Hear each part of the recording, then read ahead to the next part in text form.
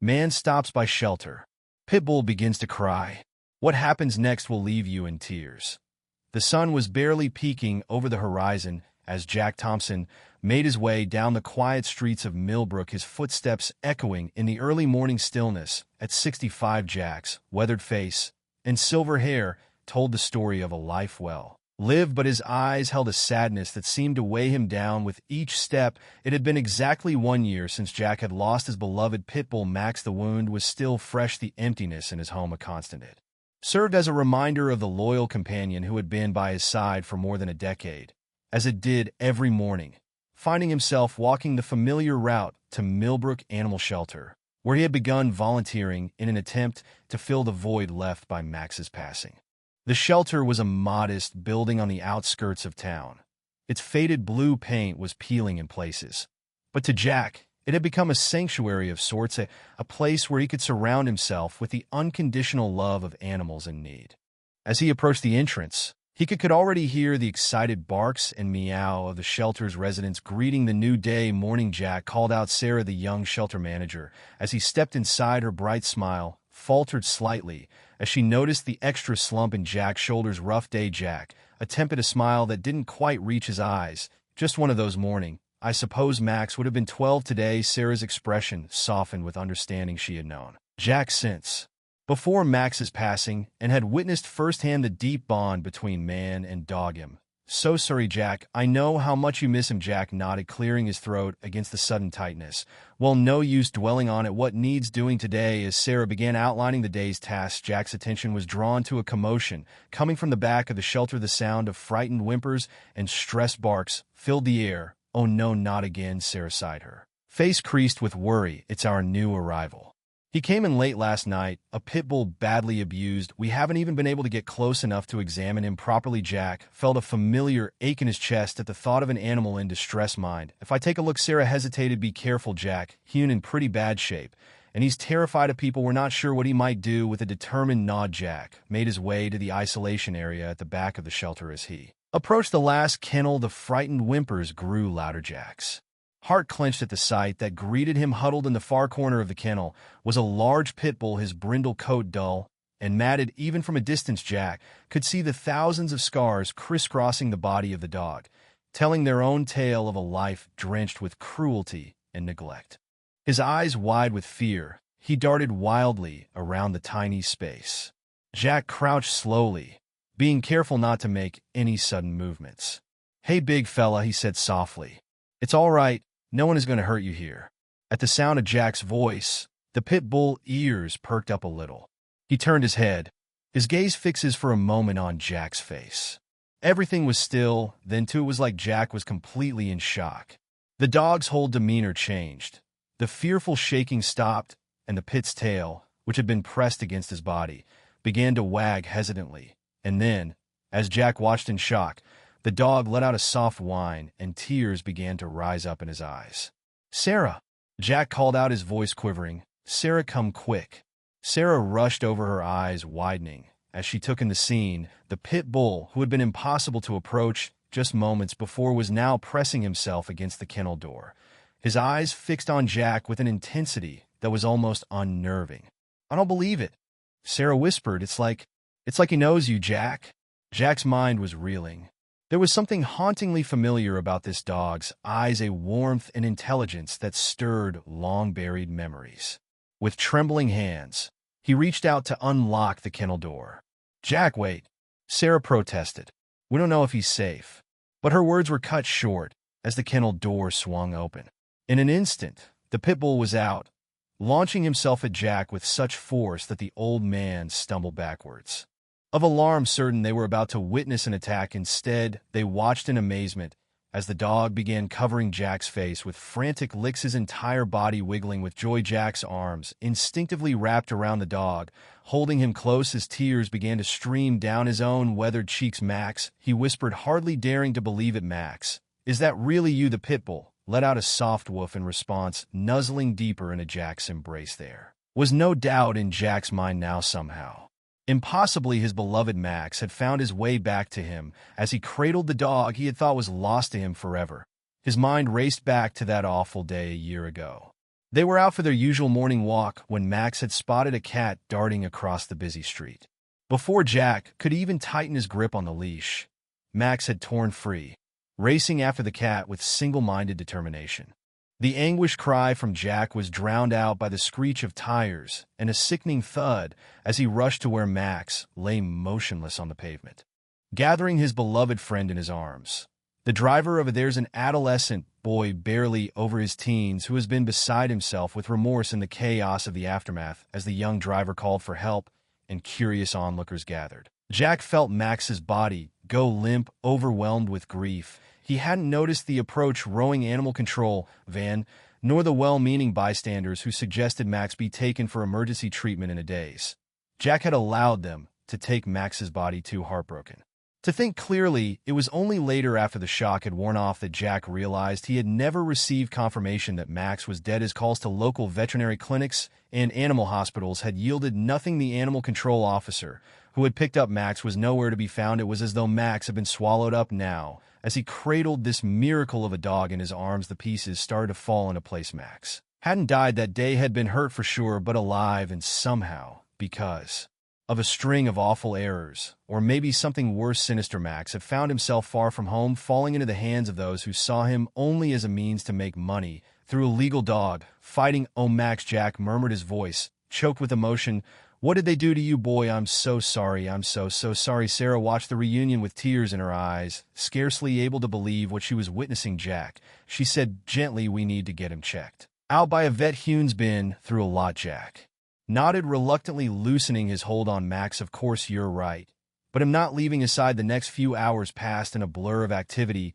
The local veterinarian, Dr. Martinez, arrived to examine Max, marveling at the dog's metamorphosis in temperament. From unreachable Max now tolerated examination, patiently deriving strength from Jack's steady presence. "Well, he's definitely been through the ringer," Dr. Martinez said, her face grim as she catalogued Max's various injuries. Old fractures that healed badly, extensive scarring, signs of malnutrition, but considering what he's been through, he's in remarkably good shape. With proper care and a lot of love, he should make a full recovery. Jack listened intently, his hand never leaving Max's head. "He will receive the best care possible, I swear to you." That as Dr. Martinez completed her examination, Sarah approached with a worried face. "Jack, there is something we need to talk technically. Max is still sort of a shelter dog. There is paperwork, procedures." Jack's face drooped. The thought of being separated from Max again, even temporarily, was too much to bear. But before he could speak up, Sarah raised a hand. But she went on, smiling. "I think we can make an exception in this case. I will be needing you to fill out some forms, but I see no reason why Max can't go home with you today. After all, he's already made it clear where he belongs." The relief that washed over Jack was palpable. "Thank you, Sarah. You have no idea what this means to me." As Jack prepared to take Max home, news of the miraculous reunion spread quickly through the small town of Millbrook. By the time they stepped out of the shelter, a small crowd had gathered, many of them familiar faces who remembered the inseparable pair from their daily walks. Mrs. Henderson, Jack's next-door neighbor, pushed through the crowd with tears in her eyes. "Oh, Jack," she exclaimed, "it really is a miracle. We've all missed seeing you two together." Max, still somewhat overwhelmed by all the attention, pressed closer to Jack's side. Jack smiled down at him reassuringly. "It's okay, boy, these are all friends." The walk home was slow, with Max still weak from his ordeal, and Jack unwilling to rush him. Neighbors and well-wishers followed at a respectful distance, the mood joyous yet reverent, as if they were witnessing something truly extraordinary. As they approached Jack's modest home, Max's tail wagged with growing exuberance. By the time they reached the front porch, he was almost pulling Jack along, eager to be back in the place he had always known as home. Jack fumbled with his keys, his hands shaking with emotion. As the doors swung open, Max bounded inside, his excited wolves echoing through the house. Jack followed, his heart swelling, as he watched Max reacquaint himself with his old surroundings. For a moment, it was as if the past year had never happened. Max trotted over to his old bed, still in its, placed him in his armchair by the fireplace, and sat down beside him with a contented sigh. Jack sank into his armchair, overcome by a wave of emotion. "Welcome home, Max," he whispered, his voice thick with tears. "Welcome home." The days that followed were filled with both joy and challenges. Max's wounds began to heal under devoted care on his part, but the emotional scars ran deep. There were nights when Max would wake up whimpering, caught in the grip of some terrible memory. Jack would sit with him, speaking softly and stroking his fur until the trembling subsided slowly but surely. Max started getting all his mojo back, his playful spirit that he had buried, coat deep in fear and pain, started coming back to the surface. Jack found himself laughing more than he had in the past year, while watching Max rediscover the simple pleasures of chasing squirrels in the backyard or playing with his favorite squeaky toy. The bond between man and dog, already strong before their separation, grew even stronger. It was as if they both understood how precious their time together was, having tasted the bitterness of loss once before. As Max's story spread, it touched hearts far beyond the borders of Millbrook. Local news stations picked up the tale, and soon national media outlets were calling, eager to share the heartwarming reunion with a wider audience. Jack was initially hesitant about the attention, but Sarah convinced him that their story could make a real difference. "Think about it, Jack," she urged. "Your story could inspire more people to adopt shelter dogs, especially older ones or breeds that often get overlooked, like pit bulls." Realizing the potential impact, Jack the couple agreed to share their experience, and Max and Jack got featured on local cable stations, and their situation was printed in newspapers and on web portals. The reaction was overwhelming. Donations were collected in thousands at the Millbrook Animal Shelter, and adoption rates soared. But perhaps the biggest difference it made was in the general public's perception about pit bulls. Max, with his laid-back attitude and apparent undying affection for Jack, became a testimony of the loving nature of a breed so wrongly perceived and despised. One afternoon, when Jack and Max were walking around the neighborhood in the park, they were approached by a young couple. The woman seemed anxious, clinging closely to her husband's arm. As they approached, "Excuse me," the man said, "but are you Jack Thompson, the one in the news story about the pit bull?" Jack nodded, smiling warmly. "That's right, this is Max." The woman took a cautious step forward, her eyes fixed on Max. "I've always been afraid of pit bulls," she admitted, "but after seeing your story, I couldn't stop thinking about it. Would it be okay if I pet him?" Jack's heart swelled with pride. "Of course," Max said. "Loves making new friends. Just let him sniff your hand first." Max, sensing the woman's nervousness, was a perfect gentleman. He sat patiently while she extended a quivering hand, his tail wagging gently as her fingers sank into his soft fur. The tension visibly drained from her body. "He's so sweet," she marveled, gaining confidence and scratching behind Max's ears. "I never would have believed it if I hadn't seen it myself." As the couple walked away, the woman, now talking excitedly about visiting the local shelter, Jack felt a deep sense of thanks. Max's story, as agony as it had been proved to be, was now ending in moments and changing lives. Months went by, and life returned to a new norm for Jack and Max. Their daily walks were seen once again on Millbrook streets, locals and passers-by stopping to greet them every day.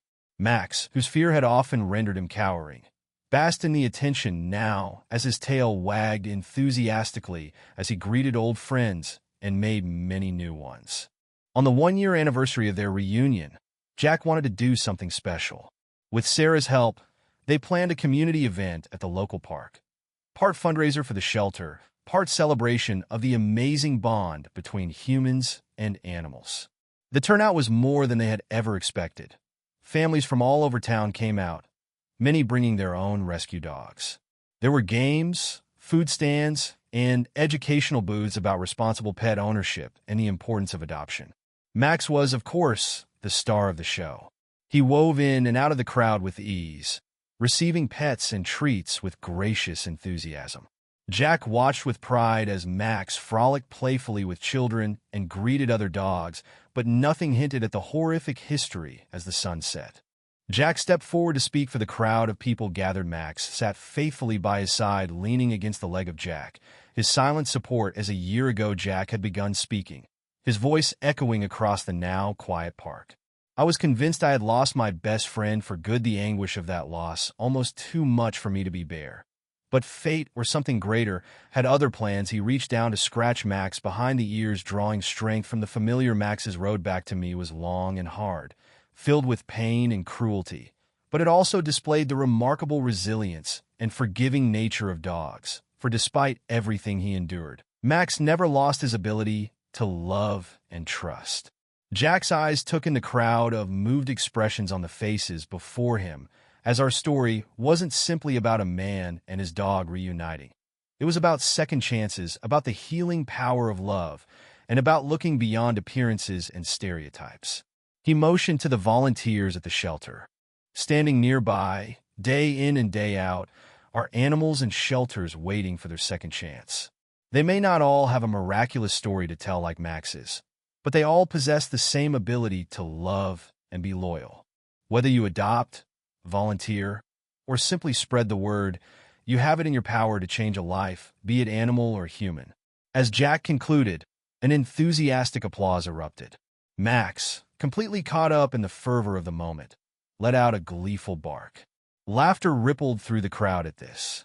Jack knelt down, wrapping his arms around Max in a warm embrace. In that moment, surrounded by the love and support of their community, Jack felt a wave of peace settle over him. The pain of the last year, the ache of loss, and the fear of separation began to dissolve, and in its wake a sense of overwhelming thankfulness for the second chance that he and Max had been given. As the crowd began to break up and the evening shadows lengthening, Jack and Max started home. Their pace was slower, now Max's muzzle graying and Jack's steps no longer so quick. But the bond between them was stronger than ever, tempered by separation and hardship, and made more precious by the knowledge of how easily it could have been lost forever.